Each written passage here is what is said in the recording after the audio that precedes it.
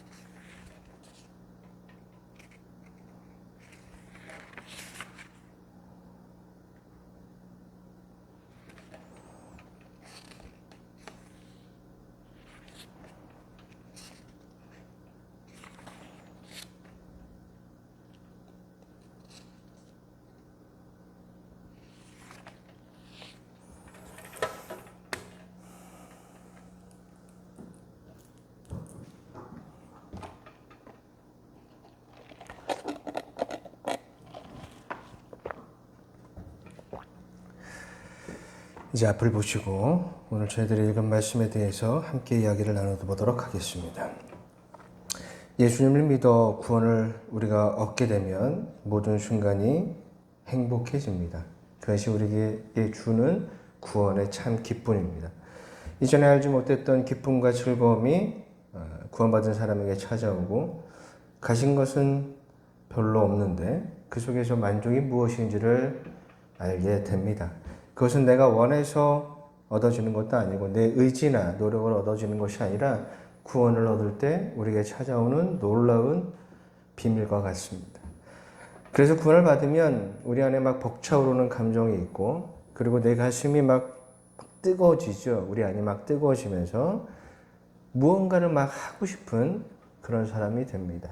그래서 구원을 얻으면 막 기도하고 싶고, 막 말씀을 보고 싶고, 막 하나님의 말씀을 전하고 싶은 마음이 막 내 안에 막 생겨나요.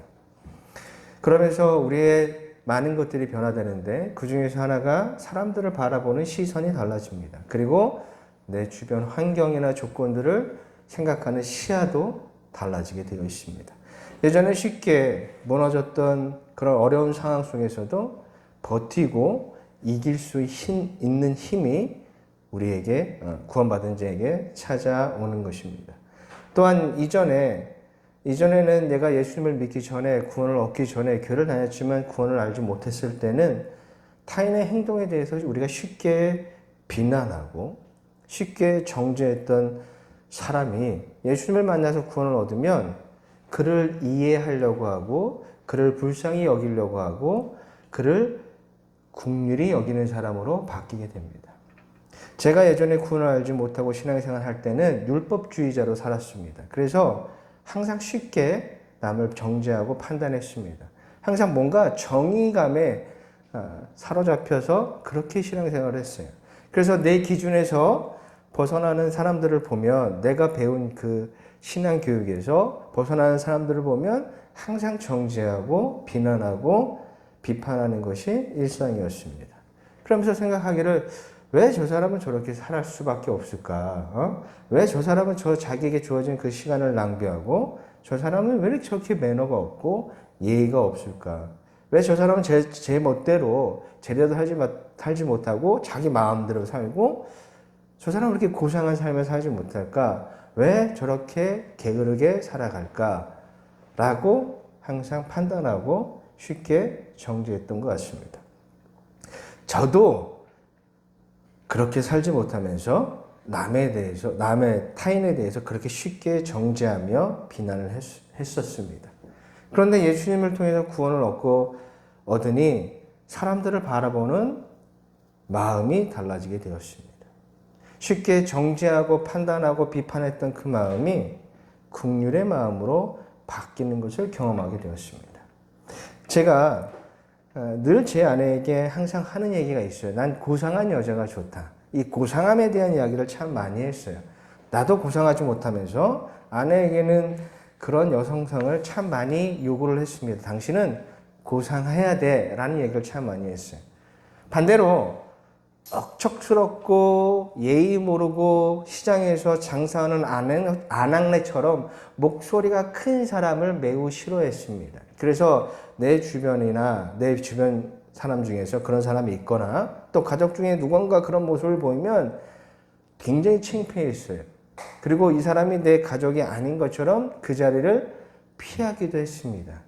전 정말 그게 싫었어요. 그런데 예수님을 믿어서 예수님을 통해 구원을 얻으니까 나의 이런 모습이 얼마나 죄송스럽고 얼마나 부끄러운지 눈물이 났습니다. 얼마나 눈물이 났는지 제가 은혜를 얻고 나서 제 아내와 이런저런 얘기를, 지금의 제가 여러분께 드리는 말씀을 함께 카페에서 이야기를 한 적이 있는데, 창피한지도 모르고 그 많은 사람이 많은 카페에서 막 엉엉 울었던 기억이 납니다. 여러분, 누가 어쩍스럽게 살고 싶고 목소리 크게 내며 살고 싶겠습니까? 다들 고상하게 여유롭게 살고 싶겠죠. 하지만 어려운 환경이 그 사람을 그렇게 만들었습니다. 남들에게 인정받지 못하고 사랑받지 못하면서 자신만의 세계에 살다 보니까 참 남에게 민폐를 끼치는 그런 삶을 살게 된 것이죠. 어린 시절 가난한 환경 속에서 어떻게든지 살아남기 위해서 억척스럽게 살게 되었고, 내 가족에게 좀 더 좋은 환경을 만들어주고 싶기에 남들보다 목소리를 더 크게 내야만 했던 것입니다. 그러다 보니까 이기적으로 변하고 경쟁하고 다툼하는 것이 일상이 되어버린 것이죠. 그렇다고 해서 그런 모습이 옳다라고 말씀을 드리는 것은 아닙니다. 제가 이런 말씀을 드리는 것은 제가 은혜를 얻고 나니 사람을 바라보는 관점이 달라졌다는 이야기를 여러분에게 드리고 있는 거예요. 단지 겉으로 드러난 모습을 보고 판단했던 사람이 그 사람의 내면을 보려고 하고 그 사람을 한 번 더 이해하려고 노력하고 비난보다는 긍휼히 여기고자 하는 사람으로 변하면서 상대방을 위해서 기도하는 사람이 되는 것입니다. 저는 간증을 제가 늘 설교 시간에 얘기하지만 간증을 별로 선호하거나 좋아하진 않습니다. 그런데 이런 얘기는 참 좋아요. 어느 부인의 간증인데 매일같이 이 부인은 새벽마다 교회에 가서 새벽 기도를 했습니다. 이분이 항상 기도한 건 남편에 대한 기도였어요. 남편이 너무나 죽도록 미운 거예요. 교회를 가자고 해도 교회 안 가죠. 맨날 술만 먹죠.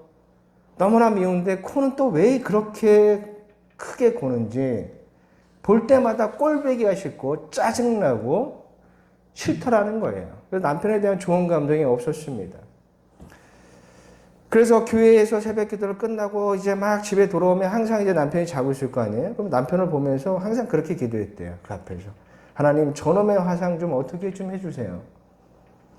저놈에게 그 술마귀가 붙어 있는데 제발 술마귀를 좀 떠나게 해주시고 제발 교회 좀 나가게 해주시고 예수님을 믿어 바뀌게 해달라고 그렇게 수년 동안 자는 남편을 두고 기도했다라는 거예요. 그런데 아무것도 바뀌는 것이 없었습니다. 그렇게 수년 동안 기도를 하다가 어느 날에도 평상시와 같이 새벽에 이제 일어나서 교회 가서 기도를 하는데 그러면서 기도하면서 남편의 기도를 똑같이 한 거예요. 그러면서 하나님께 기도하기를 하나님 왜 제 기도에 응답하지 않으십니까? 왜 제 남편을 변화시켜 주시지 않으십니까? 언제까지 제가 이 기도를 해야 됩니까? 라고 남편에 대한 원망을 그렇게 기도하고 있는데 갑자기 내 마음속에 남편에 대한 아주 측은한 마음이 생겨났다는 거예요. 남편을 변화시켜달라고 기도했는데 기도 중에 남편이 너무나 불쌍해 보이더라는 것입니다. 그래서 기도하다가 말고 막 집으로 달려갔어요. 그래서 문을 열었는데 그날도 막 코를 드르렁거리며 자는 남편의 모습을 봤습니다. 평상시 같았으면 이거 저놈의 화상 남의 속도 모르고 시끄럽게 또 잠만 자고 있네 라고 불평했을 텐데 그날은 이상하게도 남편이 그렇게 불쌍해 보이더라는 거예요. 이게 참 복음적인 이야기예요. 마태복음 5장 23절과 24절 말씀에 그러므로 예물을 제단에 드리러다가 거기서 내 형제에게 원망들을 만한 일이 있는 것이 생각나거든 예물을 제단 앞에 두고 먼저 가서 형제와 화목하고 그 후에 와서 예물을 드리라. 아멘. 참 복음적인 이야기죠. 그렇게 생각이 나서 남편을 보고 불쌍하게 여겼어요. 그러면서 남편의 손을 오랜만에 보게 되었는데 너무 거칠어져 있었어요. 그리고 남편의 얼굴을 보니까 매끈했던 그 남편의 얼굴이 이젠 주름살이 가득한 모습을 보면서 그게 보이면서 그렇게 남편이 치근하고 불쌍하게 보이고 갑자기 막 눈물이 나더라는 거예요. 가족을 위해 얼마나 고생했으면 손이 저렇게 다 거치도록 얼마나 고생했을까? 얼마나 힘들었을까? 가장의 무게가 얼마나 무거웠을까? 그런 생각이 드니까 막 고맙기도 하고 미안하기도 하면서 막 눈물이 나서 남편의 손을 잡고 막 울었다라는 거예요. 근데 여기서 반전은요. 이 남편분이 자는 것 같았는데 다 듣고 있었어요. 그리고 이 남편은 그전에도 수년 동안 그 새벽 기도를 하고 돌아온 부인이 했던 말을 다 듣고 있었습니다. 아내가 매일같이 새벽 기도만 하고 오면 왜 이놈의 화상, 죽일 놈, 못난 놈, 나쁜 놈, 제발 술 좀 그만 마시고 교회 좀 나가라고 그렇게 자신의 비난하는 소리를 수없이 들었어요. 다만 내가 여기서 뭐라고 하면 싸울 것 같으니까 그냥 수년 동안 자는 척 하면서 그 얘기를 다 들었던 것이죠. 오늘도 아내가 막 들어오길래 그런 소리를 할 줄 알았는데 갑자기 아내가 막 우는 거죠. 그러니까 남편이 무슨 일인가 깜짝 놀라서 일어났어요. 그리고 왜 아내에게 울고 있느냐고 물어봤더니 그냥 아내가 얘기하기를 미안합니다. 그냥 고마워. 내가 잘못했어. 라고 대답을 했던 거예요.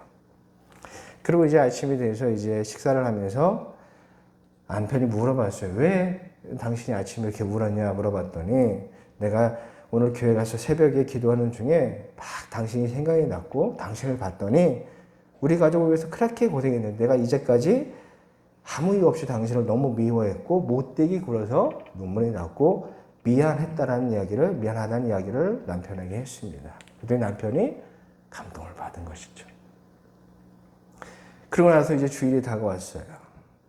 예전과 같으면 막 아침부터 막 아내가 교회 가자고 졸랐을 텐데 이제 얘기하지 않아요. 그냥 아내가 혼자 교회를 가려고 막 준비를 하고 집을 나서려고 하는데 남편이 거실에서 옷을 입고 기다리는 것입니다. 그러면서 오늘 교회 같이 가자 라고 얘기했다는 거예요.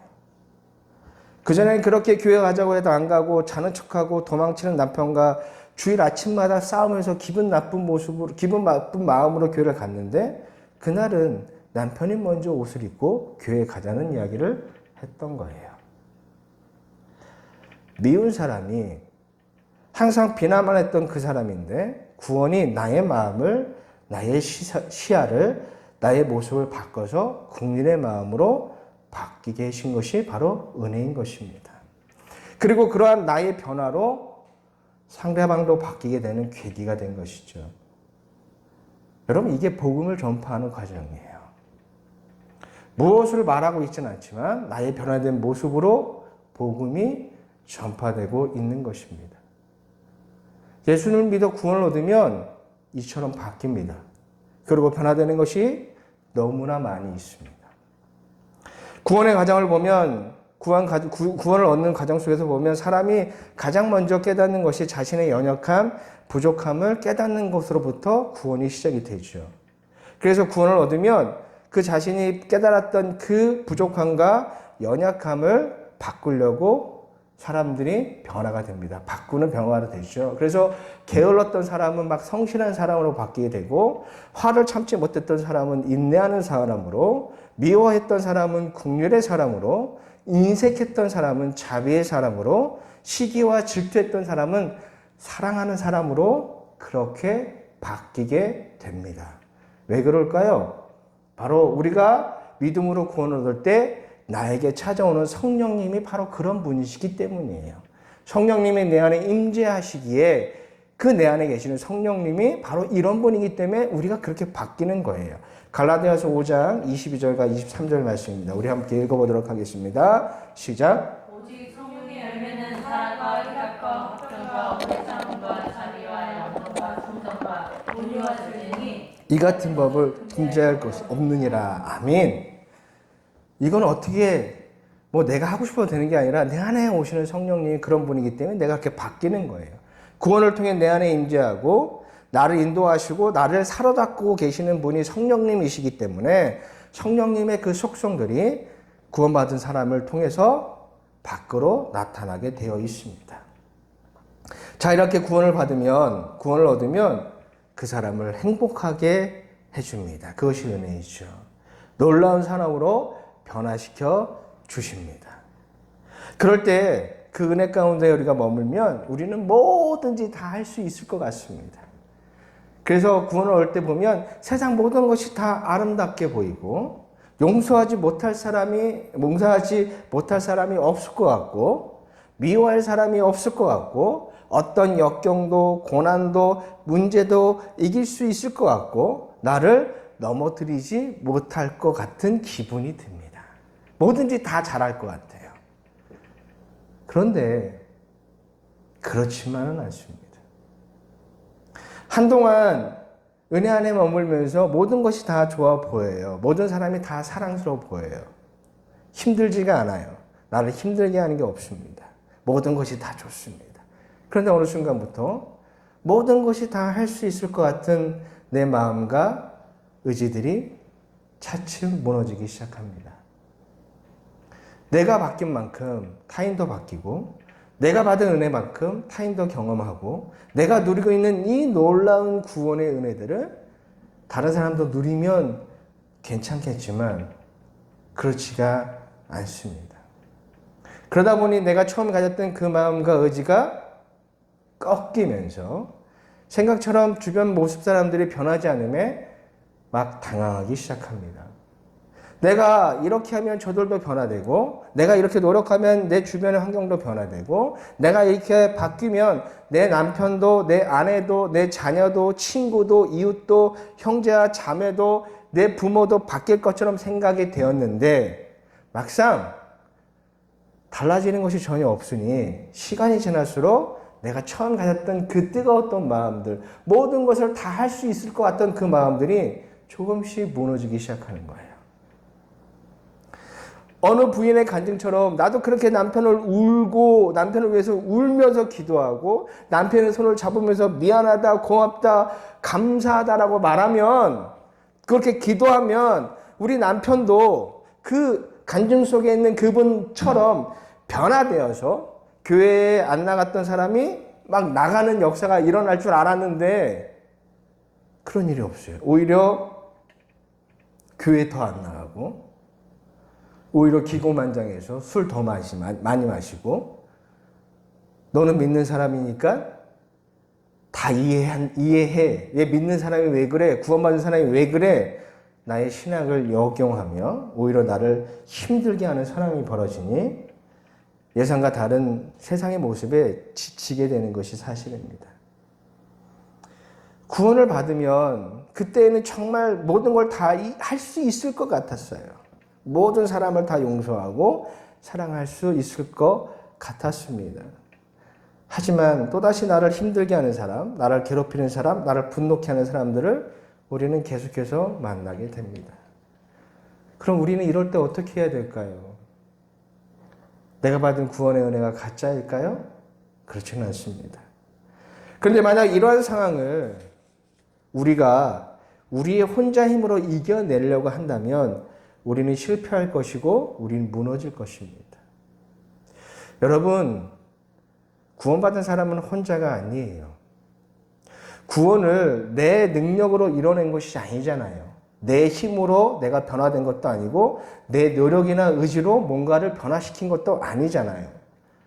구원은 하나님께서 나에게 주신 은혜였고 나의 변화는 하나님께서 나를 변화시켜 주신 거고, 그렇다면 하나님께서 내 마음이 꺾이지 않도록 은혜를 통해서 주신 내 의지가 무너지지 않도록 하나님이 도와주십니다. 주신 이도 하나님이시고 그 은혜를 유지하는 것도 하나님이신 거예요. 바로 성령님을 통해서 우리에게 그런 도움을 주십니다. 본문 26절 말씀에 우리 함께 읽어보도록 하겠습니다. 시작. 이와 같이 성령도 우리의 연약함을 도우시나니 우리는 마땅히 기도할 바를 알지 못하나 오직 성령이 말할 수 없는 탄식으로 우리를 위하여 친히 기도하시느니라. 아멘. 성령님이 우리를 도와주시는 거예요. 우리의 감동, 우리의 의지, 우리의 마음이 구원받은 사람일지라도 변할 수도 있고 실망할 수 있고 무너질 수도 있어요. 그러기에 우리의 힘으로 무언가를 다시 세우려고 하거나 내 의지로 내가 그 전에 받았던 그 감동을 이끌어내려고 한다면 우리는 실패할 수밖에 없어요. 구원의 은혜를 우리의 노력으로 얻은 것이 아닌 것처럼 이 은혜를 계속해서 유지하는 것도 우리의 힘으로는 할 수가 없습니다. 우리는 변화되었지만 세상은 변화되지 않거든요. 변하지 않는 내 주변 상황과 주변 사람들이 내가 받은 구원의 은혜를 무너뜨리려고 할 것입니다. 상황이나 사람들이 의도하거나 작정해서 여러분이 받은 그 은혜를 빼앗으려고 하는 것이 아니라 변화받지 않는 그 사람들의 삶의 방식과 구원받은 사람의 내 삶의 방식이 다르기 때문에 충돌하거든요. 그래서 충돌이 발생할 수밖에 없고 그 충돌로 내가 받은 은혜가 막 흔들릴 수가 있다는 거예요. 이럴 때 우리는 내가 받은 이 은혜를 빼앗기지 않도록 발버둥 치지 말고요. 조용히 내 안에서 나를 도우시는 성령님을 바라보셔야 합니다. 내가 은혜를 모르는 저 사람들의 삶의 방식을 억지로 바꾸려고 하고 고치려고 하면 당연히 거기서 충돌이 발생할 수밖에 없죠. 그리고 충돌이 발생하는 곳에는 상처가 반드시 일어나게 되어 있습니다. 그렇기 때문에 여러분 그 순간 이러한 충돌이나 이러한 힘든 일이 발생했을 때 우리가 해야 될 일은 조용히 성령님의 인도하심을 느끼는 거예요. 그분께서 나를 위해 어떤 기도를 하시는지, 나에게 어떤 말씀을 하고 계신지를 보고 들으셔야 됩니다. 그러면 알게 됩니다. 성령님은 항상 우리가 하나님께 드려야 될 마땅한 기도를 생각나게 해 주십니다. 무엇을 어떻게 기도해야 하는지, 무엇을 어떻게 해야 될지를 계속해서 우리 안에서 도우고 인도하고 조명하고 계십니다. 그럼 무엇을 어떻게 기도하게 하실까요? 27절 말씀입니다. 우리 한번 읽어보도록 하겠습니다. 시작. 마음을 살피시는 이가 성령의 생각을 아시나니 이는 성령이 하나님의 뜻대로 성도를 위하여 간구하심이니라. 아멘. 우리가 이런 어려움이 찾아올 때 조용히 성령님의 음성을 들으면 이 성령님께서 나를 인도하시는 곳은 바로 하나님의 뜻, 하나님의 말씀을 찾는 기도를 하게 하실 거예요.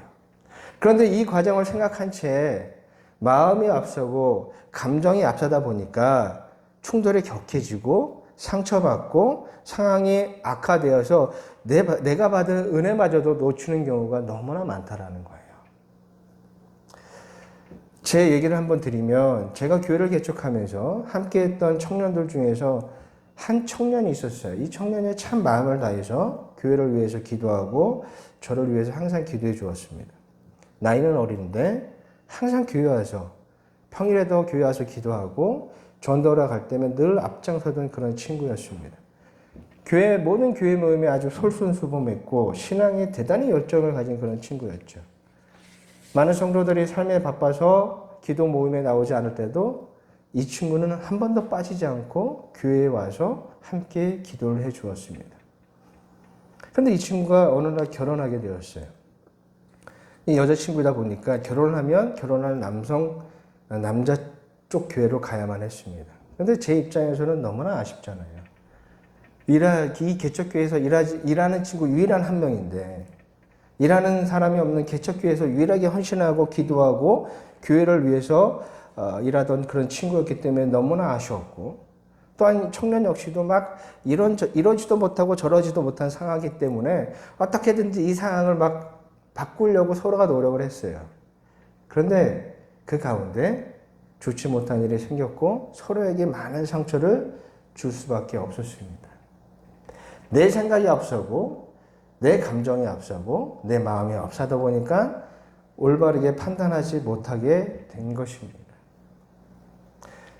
그럴 때는 조용히 몰라라서 성령님의 소리를 들어야만 했는데 그랬으면 너무나 좋았을 텐데 마음이 앞서고 감정이 앞서다 보니까 그러지 못한 것이 지금도 매우 아쉽습니다.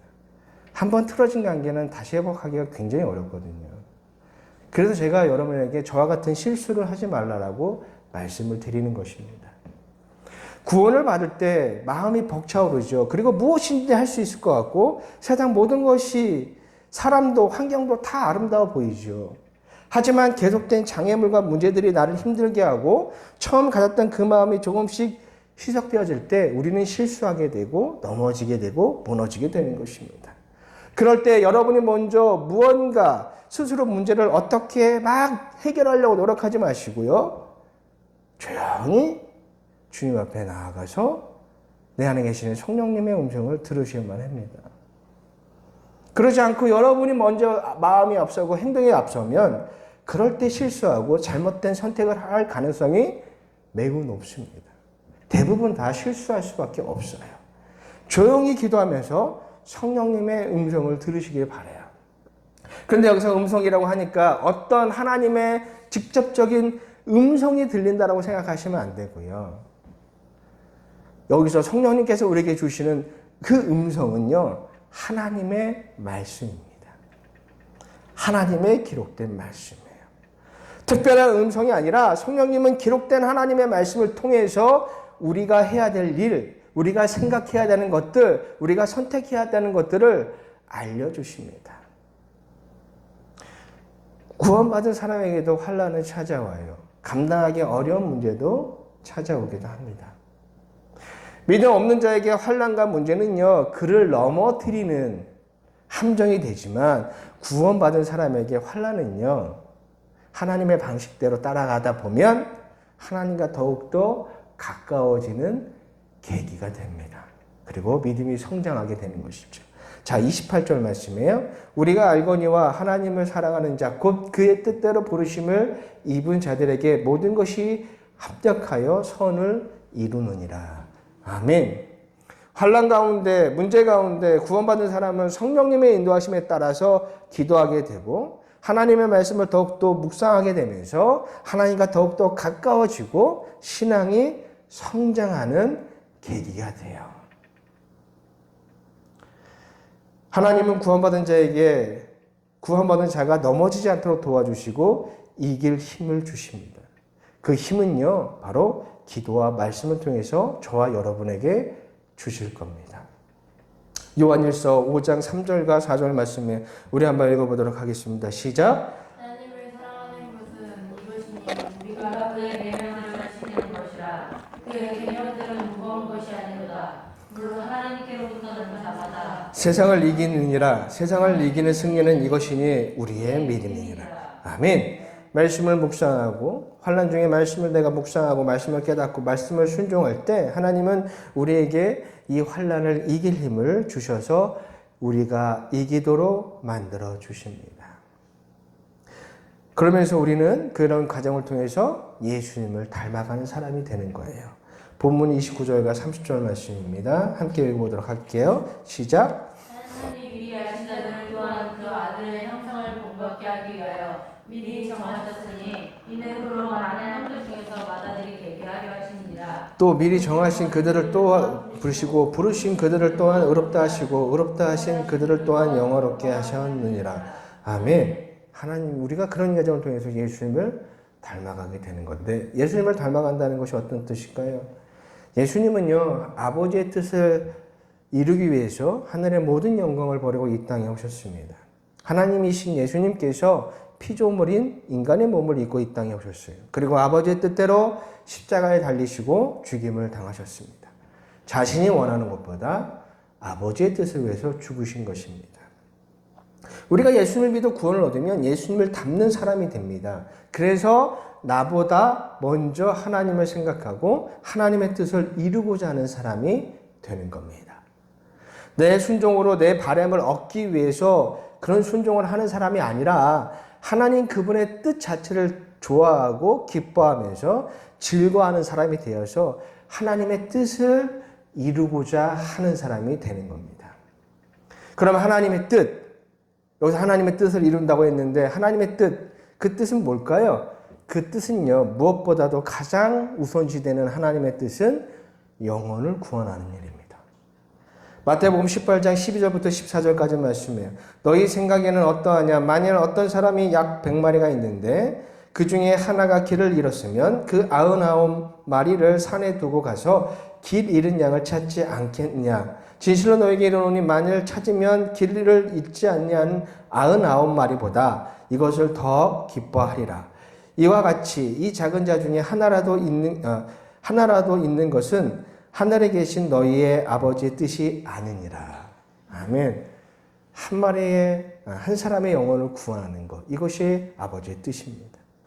영혼 구원을 위해서, 사람들을 구원하시기 위해서 자신을 희생하신 예수님처럼 우리도 타인의 구원을 위해서 복음을 전하는 사람이 되는 거예요. 이게 예수님을 닮아가는 거고 아버지의 뜻을 이루는 거예요. 예수님을 믿어서 구원을 받으면 모든 이들이 이런 모습으로 변화가 됩니다. 예수님의 승천 이후 성령님의 충만함을 얻은 제자들이 가장 먼저 한 건 뭔지 아세요? 복음을 전하는 거였어요. 예수 그리스도의 십자가의 복음을 전하는 거였고, 바울이 다메섹 도상에서 예수를 만나서 변화된 이후 가장 먼저 한 건 복음을 전하는 거였어요. 그리고 그 다음에 한 것도 복음을 전하는 거였고, 죽을 때까지 한 것도 복음을 전하는 거였습니다. 저와 여러분이 예수님을 만나 그분을 믿어 구원을 얻으면 우리도 예수님의 제자들처럼, 사도 바울처럼 복음을 전하는 사람이 됩니다. 복음을 전하는 방법은 여러 가지가 있습니다. 저처럼 말씀을 직접 설교하는 사람이 될 수도 있고요. 그것이 아니더라도 삶에서 하나님의 가치대로 뜻대로 살아가는 모습을 통해서 복음을 전하는 사람이 될 수도 있어요. 제가 서두에 이야기한 어느 부인의 간증처럼 하나님의 뜻을 알고 미워하던 마음이 국률과 자비의 마음이 되어서 이웃을 위해 눈물을 흘리고 기도할 때 복음이 전해지는 것처럼 삶을 통해 복음을 전할 수도 있습니다. 어떤 모습이든 구원을 얻으면요, 우리는 복음을 전하는 사람이 됩니다. 이렇게 변화된 사람, 구원을 얻은 사람, 하나님의 사랑을 깨닫고 놀라운 은혜 안에 있는 사람을 하나님은 절대로 내버려 두지 않으십니다. 32절 말씀이에요. 자기 아들을 아끼시지 아니하시고 우리 모든 사람을 위하여 내주시니가 어찌하여 그 아들과 함께 모든 것을 우리에게 주시지 않겠느냐. 아멘. 하나님은 우리가 복음을 전할 수 있도록 우리에게 계속해서 힘과 능력을 공급하여 주십니다. 그리고 이렇게 말씀하십니다. 35절부터 39절까지의 말씀입니다. 우리 함께 읽어보도록 하겠습니다. 시작.